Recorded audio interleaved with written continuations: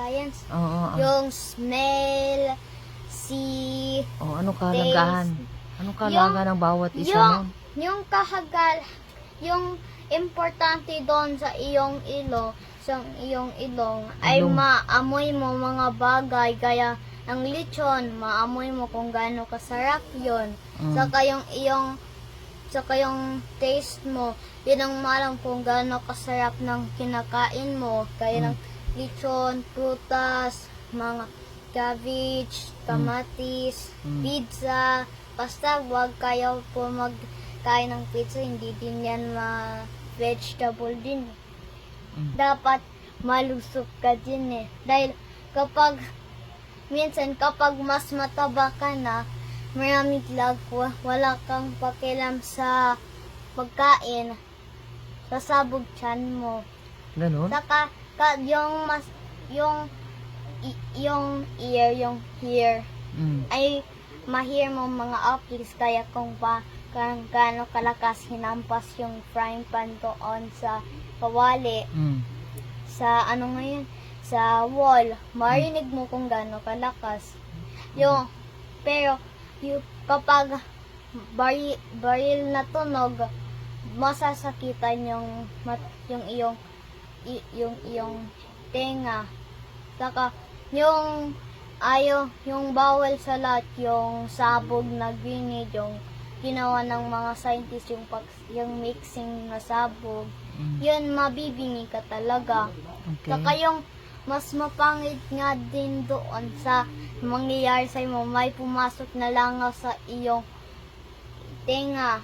Kapag ganyan mo, tinatanggal mo, baka kapag naabot niya na yung gitna, baka hindi ka na makaka-hear.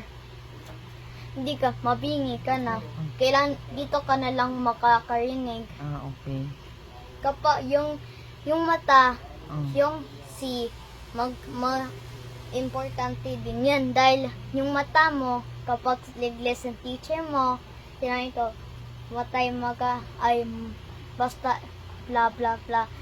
Basta mapipicture ng mata mo sa utak mo, saka parang yung may isang tao na sa utak mo, yung picture may seed na siya, pinantyo doon sa garden niya, nag-grow na yun, yung picture na pinicture ng mata mo, gamit kag nahirapan ka sa test mo, gamitin mo na lang yung iyong utak para malaman nyo, para itingnan mo sa loob ng utak mo, yung i-memorize yung ginawa mo para agad mo na malaman yun. Pero kapag hindi ka tumingin sa teacher mo, tagatulog ka sa lesson, kagising mo, pina-answer ka ng teacher mo, wala kang alam, sabihin mo, wala kang sagot, pagtawanan ka ng classmates. Saka yung karate din, yun ang galing din yun sa China. Dahil yung karate, may depensa yun. Dahil isa yun din depensa kapag may bully ka, ganyan. Bugbog saradang bully mo, susuntukin ka. Pero kapag wala kang depensa, ginamit mo na lang yung belt mo, ginaganyan mo na lang, baka i-dodge na lang ng bully mo, sa kubugbugin ka na lang. Yung mas mahalaga, wala kang takot. Saka kapag yung nanay mo, pinalipat ka sa ibang school, pero ayaw mo naman, okay naman yun, magpalipat ka na lang. Okay, magpalipat ka na lang dahil isa yung warning doon para sa mana mo. Dahil kung grade 7 ka, sinabi mama mo sa'yo mo, lilipat ka daw doon sa Siargao, yung pa-Ireland doon sa Siargao. Dahil kag grade 7 doon sa Manila na school, baka pagbulihin ka na naman. Kaya palitan na lang. Pumunta ka na lang, mag-aral ka na lang sa Siargao. Aral ka sa Siargao? Grade 7 lang.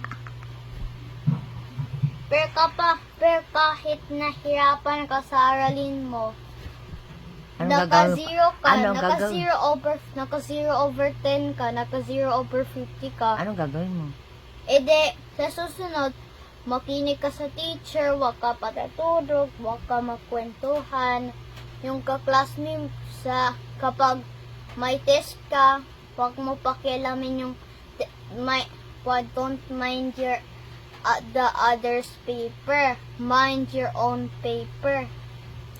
Kapag kapag tiningnan mo yung paper ng iba, kita ka ng teacher, ikaw nang ikaw ang kailangan mo pa maghabol. 0 ka na sa grade mo. Kaya, kapag nasa bahay na, mag-review, hindi magtaga Roblox na agad nung kagagising pa. Pero kapag baby, hindi ka pa nakapag-aral, kapag hindi ka pa nakapag-aral, mag-math games ka na lang para sa math dahil hindi ka makapag-aral, hindi mo pay ng iyong ina yung iyong bayad doon sa school para maka-aral. Kapag ikaw takot ka kapag ninayasan ka ng nanay mo dahil first time mo mag-school, edi sa daycare center ka na lang mag-aaral.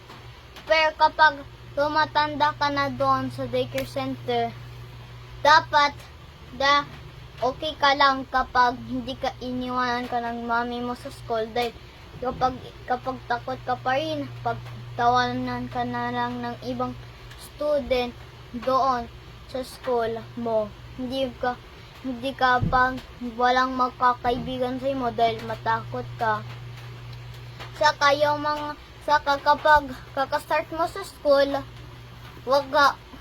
dapat agad na may IQ ka na din. Kahit 10 IQ, 70 IQ.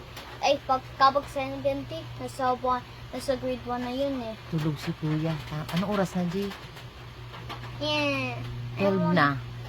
Ng umaga. Okay.